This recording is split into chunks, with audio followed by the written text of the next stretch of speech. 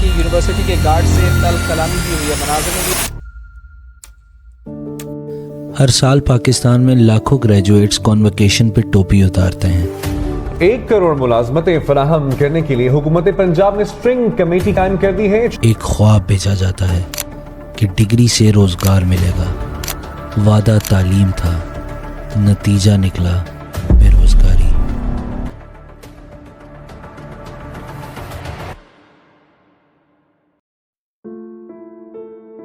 ہم کہتے ہیں تعلیم سے ترقی. بہت گرمی ہوتی ہے جب ہم اسکول آتے ہیں. ہم کبھی بے ہوش ہو جاتے ہیں. کاش ہم کسی عمارت میں پڑھائی کر سکتے. لیکن ترقی تب آتی ہے جب نظام تعلیم میں انویسٹ کرے، صرف ڈگری میں نہیں. 2 دہائیوں میں یونیورسٹیز تو بڑھ گئیں لیکن روزگار نہیں بڑھا. مڈل کلاس کے بچوں کی تعلیم قرض کے بوجھ تلے دبا دی گئی ہے. پیرنٹس لون لے کر امید لگاتے ہیں کہ پیپر کا یہ پیس ان کا فیوچر بدل دے گا. اور ریکارڈ کہتا ہے پاکستان صرف جی ڈی پی کا 2% تعلیم پر خرچ کرتا ہے. 20 سال میں یونیورسٹیز کا طوفان آیا لیکن کوالٹی کنٹرول زیرو. ہر سال 500,000 گریجویٹس نکلتے ہیں مگر روزگار صرف 1 لاکھ کو مل پاتا ہے. 6 منتھ میں نے 11 to 12 ٹیسٹ دیے ہیں لیکن ان میں مجھے کہیں بھی کوئی انٹرویو کے لیے کال نہیں آئی. تک پاکستان میں مستقبل کا سوال ہے تو لگتا تو نہیں کہ کوئی بھی امید ہے. جو بھی ڈگری لے لو، جتنے بھی جی پی اے کے ساتھ لے لو، نوکری کے لیے باہر جانا پڑے گا. ایک نظام جو روز ڈگری بناتا ہے مگر نوکری نہیں، اور جب روزگار نہیں ملتا. ہماری یونیورسٹی ان ایمپلائیبل گریجویٹس کو پروڈیوس کر رہی ہیں. مارکیٹ میں جس چیز کی ضرورت ہے وہ چیزیں ہم نہیں پروڈیوس کرتے. تو تعلیم کے نام پر صرف دھندا ہوتا ہے. ماڈرن ڈپلومیسی 2024 لکھتا ہے private institutes have become businesses not education centres. No medical house jobs for Pakistani students. Give us our rights. Degree ملنے کے بعد کہانی ختم نہیں ہوتی، وہاں سے نیا بوجھ شروع ہوتا ہے. ہر سال ہزاروں گریجویٹس انٹرنشپ اور جاب کے درمیان اٹک جاتے ہیں. لاہور میں یونیورسٹی آف ہیلتھ سائنسز کے بعد میڈیکل کے طلباء نے احتجاج کیا.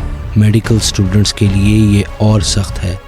پرائیویٹ کالجز کی فیس 1 کروڑ تک پہنچ گئی ہیں لیکن ہاؤس جاب سلاٹس صرف 3,000. سسٹم کے اندر گھٹن کا نتیجہ کیا ہے؟ لاہور میں ڈاکٹرز اور پیرامیڈکس او پی ڈیز بند کر کے سڑکوں پر آ جاتے ہیں. ہم لوگ گھر سے دور ہیں، یہاں پر ہم کس سے ہیلپ لیں؟ ہماری ہاسٹل کا جو برانچ ہے وہ بند کی گئی ہے. سی ٹی اے کے جو لوگ آتے ہیں وہ لڑکیوں کا سامان جو ہے وہ اٹھا کے باہر پھینک دیتے ہیں. This is a very bad scene. C D A کو اس طرح کی گنڈا گردی کرنے کا موقع بھی نہ ملے. یہ پروٹیسٹ تو چلتا رہے گا جب تک سی ڈی اے رکتی نہیں. اسلام آباد گرلز ہاسٹل کیس نے دکھایا سسٹم صرف جابز نہیں، عزت بھی چھین لیتا ہے. ہر کیس الگ لگتا ہے لیکن پیٹرن ایک ہی ہے. پاکستان کے قیام سے نظام رٹا کو ریوارڈ کرتا رہا، سمجھ کو نہیں. کوئی بات نہیں کرتا. ہمارے اسکول جو ہیں وہ سینیٹوریمز ہیں، اس کے بعد وہاں سے نکل کے جو بچے کا حال ہوتا ہے نا وہ کچھ کرنے کے قابل نہیں رہتا کیونکہ اس میں ایبسولوٹ آپریشن ہے. مطلب آپ اسمبلی کی لائن میں کھڑے ہوئے ہیں، آپ نے ادھر ادھر دیکھا، ایک دم ایک 40-45 سال کا تگڑا بندہ آتا ہے اور وہ آ کے اپنی فل فورس سے آپ کے جبڑے کے اوپر تھپڑ مارتا ہے اور اگلے 10 منٹ آپ کو پتہ نہیں ہوتا آپ کہاں. اور پیرنٹس آگے کیا کہتے ہیں، انہوں ہور مارو، کٹو ہے، نمبر جو ہے نا یہ لے کر نہیں آ رہا ہے اس لیے یہ ڈیزرو کرتا ہے کہ اس کو مارنا چاہیے. تو اس کے بعد اس بچے سے کیا ایکسپیکٹ کر رہے ہو؟ ایلن مسک بن جائے گا یا وہ کیا فلاسفر بن جائے گا، کیا جو ہے نا انٹلیکچوئل بن جائے گا. ریسرچ کہتی ہے رٹا کلچر نے سائنس اور سوچ دونوں کو مار دیا. ہر سال نئے ریفارمز کی ہیڈ لائنز آتی ہیں لیکن اصل سسٹم وہی رہتا ہے. ابھی تک ہم تھنکرز نہیں، صرف فالوورز پیدا کر رہے ہیں. AI is revolutionizing various industries across the globe and now it has entered the classroom. From virtual assistants to chatbots, AI is transforming the education sector. China is investing heavily in AI technology and not just in gadgets and software but also in the education sector.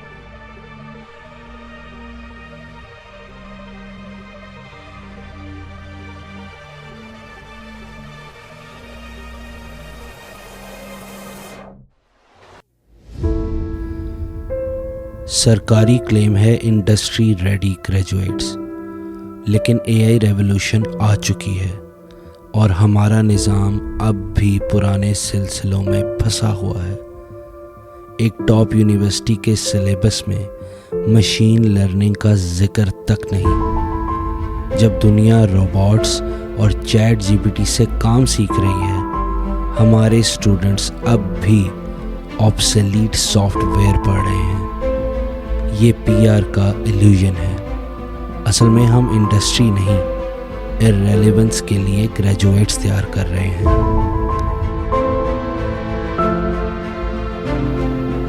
جب تک نظام ایسے چلے گا، ہماری universities لکیر کے فقیر پیدا کرتی رہے گی، جن کا نہ گھر میں نہ باہر خریدار۔ یہی ہے